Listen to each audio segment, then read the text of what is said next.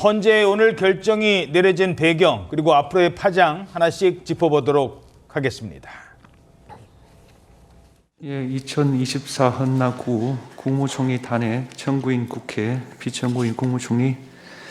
이 사건은 국무총리가 직무집행에 있어 헌법이나 법률을 위반하였는지 여부, 파면 결정을 선고할 것인지 여부에 관한 것입니다.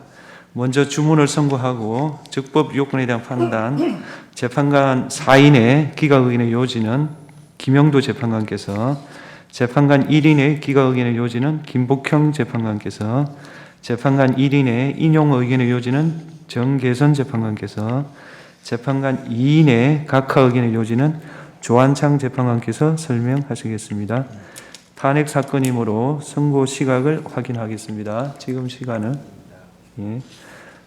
주문, 이 사건 심판 청구를 기각한다.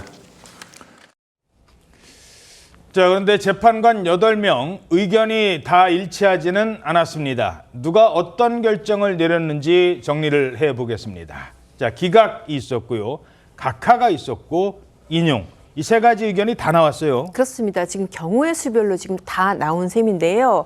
앞서서 이 사건의 쟁점이 뭔지를 좀 간략하게 설명드리고 이제 거기에 대해서 누가 어떤 입장을 내는지 그거를 지금 설명을 드리겠습니다. 예. 일단 쟁점이 크게 두 가지입니다. 이 의결 정족수가 200명이냐 아니면 과반수인 151명이냐. 그 부분을 만약에 200명이다라고 보면은 이 적법 요건을 통과를 못해서 다 각하가 되거든요. 각하 의견이 하나 그렇습니다. 있었죠. 각하 2명. 의견이 낸 사람이 지금 조한창 그리고 정영식 재판관 2명이 예. 200명이라고 보고 이 소추 자체가 적법하지 않다라고 이제 그런 각하 의견을 냈습니다. 의결 종족수부터 잘못된 거다. 그렇습니다. 그러면은 이제 반대로 나머지 6명 재판관 같은 경우에는 의결 정족수 자체는 151명이 맞다. 그래서 이 적법 요건은 통과를 했다. 그러면 탄핵 사유에 해당되느냐 이제 그 부분을 놓고 심리를 한 것인데 이 부분에 있어서 이 5명 같은 경우에는 탄핵 사유에 해당하지 않는다라고 봤습니다. 구체적으로 문영배, 이미선, 김영두, 정정미, 김복형 재판관 예. 5명이고요. 물론 김복형 재판관이 여기서 결이 조금 다르긴 합니다. 나머지 4명 재판관들은 위법은 인정되지만은 파면할 정도는 아니다. 구체적으로 헌법재판관을 임명 안 한 사례라든지 그런 게 지금 거기에 해당한다는 것이고요.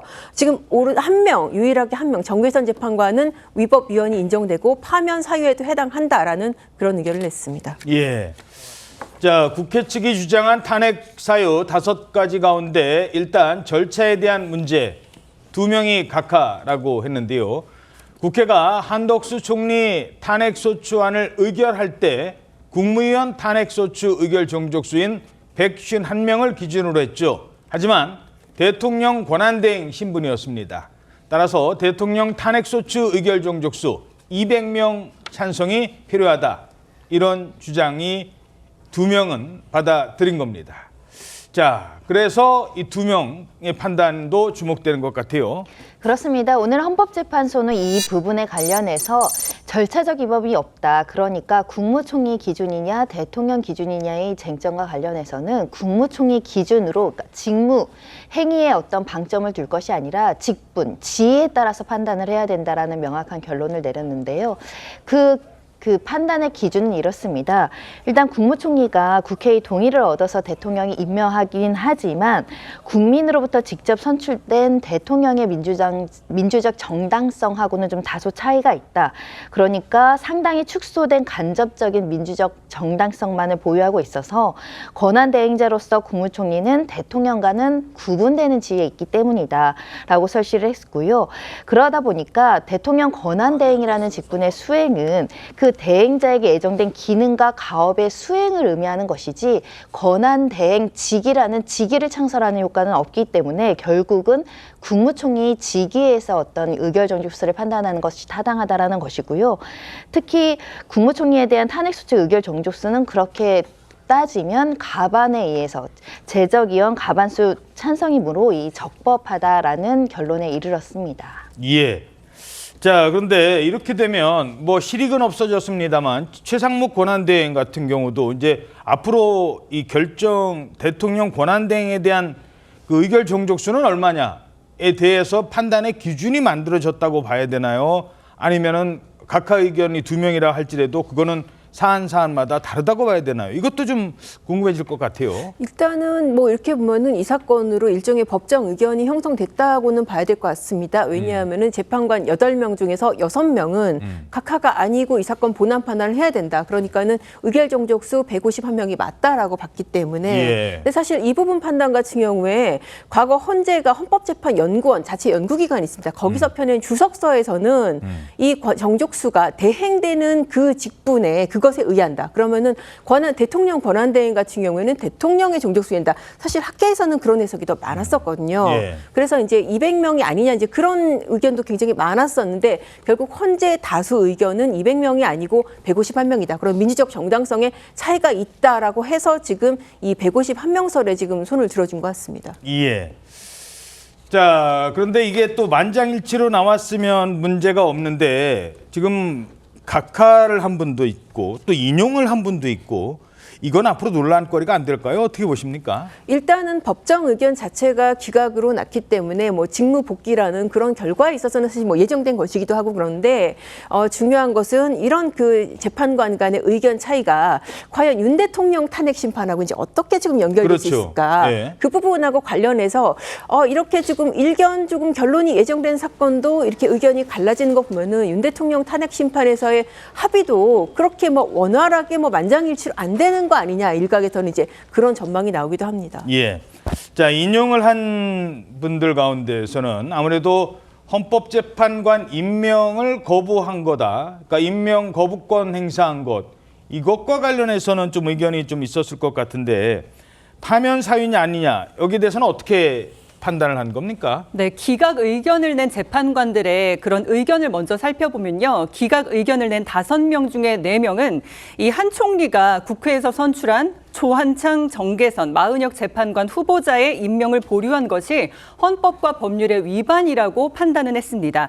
하지만 국민의 신임을 배반한 경우에 해당한다고 단정할 수가 없어서 파면을 정당화하는 사유는 되지 않는다라고 이제 판단을 한 건데요. 그리고 김복형 재판관은 기각 의견에 동참은 하면서도 재판관 후보자 임명 보류도 즉시 임명할 그런 의무가 있는 것은 아니므로 위헌 위반은 아니다라고 판단했습니다. 자, 그런데 물론 헌법재판관의 이 의견이기 때문에 존중은 돼야 됩니다만 딱 한 사람이 혼자 탄핵 인용을 했거든요. 정계선 재판관 같은 경우에 이 부분은 어떻게 보십니까? 아무래도 사실 그 정계선 재판관 같은 경우에 국회 추천 재판관 그중에서도 이제 민주당 추천의 재판관이라 진보 성향, 야당 성향이 강할 것으로 예측되긴 했습니다. 그렇지만은 적어도 뭐 한덕수 총리 정도의 뭐 이런 정도의 사유를 가지고 파면 의견을 낼까 싶었는데 또 파면 의견을 냈더라고요. 예. 사유는 그렇습니다. 지금 이제 문제된 게 헌법재판관 임명 1명, 마은혁 후보 임명 안 한 것 그리고 이 특검법에 대해서 이 제2요구 거부권을 행사한 그 부분인데 뭐 그 부분 결정문을 보니까 그렇더라고요. 대통령 권한대행으로서 이런 그 헌법재판관 임명이나 이 특검법에 대해서 조속히 권한대행이 이것을 결정을 해주지 않으면은 뭐 더 큰 혼란이 초래된다. 이런 사유로 이거는 파면에 이르는 중대한 위법이라고 봤습니다. 사실 그런데 뭐 결국은 그 의견이 다른 재판관들의 어떤 뭐 동의는 얻지 못한 것 같고 뭐 한 명의 소수 의견으로 그쳤습니다. 그러면 이건 예측입니다만 한덕수 권한대행도 파면될 정도라면 그렇게 생각을 하신다면 윤석열 대통령 탄핵 심판에서는 적어도 한 명은 확실히 인용할 가능성이 높다 이렇게 봐도 될까요?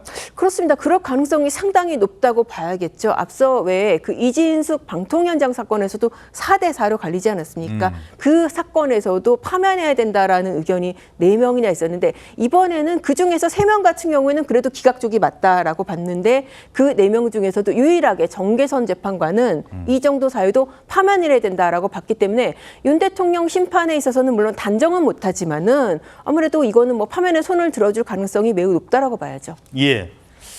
자, 아무래도 오늘 선고에서 가장 관심이 갔던 거는 앞으로 있을 윤석열 대통령 탄핵 사유와 겹치는 부분입니다. 거기에 대해서 헌재가 어떻게 판단을 했느냐. 특히 내란 혐의에 대한 헌재의 입장이 자, 이걸 미리 볼 수 있느냐라는 전망이 있었거든요. 자, 오늘 헌재가 한덕수 총리 건에 대해서는 어떤 판단을 내린 것으로 알려집니까? 그 부분과 관련해서는 선제적 판단을 내리지는 않았습니다. 즉 대통령과 겹칠 수 있는 비상계엄의 위헌 위법성 여부라든가 절차상 쟁점과 관련해서 뭐 내란죄 철회 사유 여부, 증거 조사와 증거 채택의 여하 이런 부분들을 좀 엿볼 수 있지 않을까 했는데 그런 부분에 대한 명시적인 판단은 하지 않거나 유보적인 태도를 보였던 것으로 보이고 다만 겹치는 사유 중에 내란 행위를 이제 묵인하거나 방조했다라는 혐의와 관련해서는 이 국무총리로서 적극적 행위를 했다라고 볼 증거가 부족하거나 없다라고 이제 기각 취지의 판단을 내렸는데요. 그러니까 이 국무총리로서 국무회의를 개최함으로 인해서 도왔다라는 부분과 관련해서는 그 부분을 도왔다라고 보기가 어렵고 계엄 선포에 정당성을 부여하기 위해서 국무회의를 소집할 만한 그 사실관계를 인정할 증거가 없다라고 판단을 하거나 특히 계엄 선포 2시간 전에야 이 계획을 들었을 뿐이기 때문에 사전에 이를 알고서 적극적으로 무언가를 도왔다라는 증거 또한 없다라고 이 소추 사유에 대해서는 인정하기 어렵다라는 판단을 내렸습니다. 자, 그러면 이경민 변호사님, 윤 대통령의 계엄 선포가 내란죄에 해당되는지 안 되는지는 오늘 판결로는 좀 판단 내리기가 어려워진 건가요? 어려운 건가요? 그래서 사실 이 한덕수 총리에 대해서도 윤 대통령하고 같이 선고가 될 거라고 예상을 했던 게 쟁점이 겹치기 때문에 그렇다라고 했었거든요.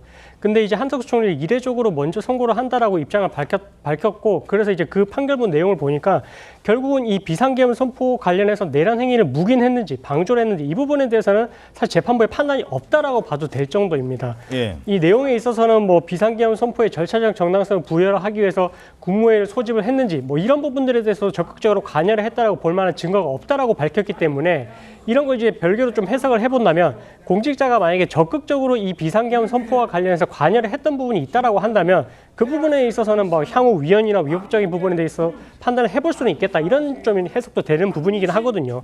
근데 이런 부분들은 사실은 이제 저희가 이제 해석을 하는 부분이라서 나중에 재판관들이 이 부분에 있어서 적극적으로 관여를 한 부분은 반드시 위헌 위법적으로 볼 것인지 여부도 사실은 이제 달리 판단을 받아봐야 될 부분은 맞고 어쨌든 이 한덕수 총리와 관련된 이 부분에 있어서는 비상계엄 선포와 관련해서는 적어도 이제 적극적으로 관여했다라고 보지는 않았다라고 판단을 했기 때문에 이후에 이것과 관련해서 윤 대통령에 대해서도 뭐 내란과 관련해서 어떤 부분에 대해서 판단을 했는지 이런 부분은 좀 해석을 하기에는 좀 쉽지 않은 부분이 있는 것 같습니다.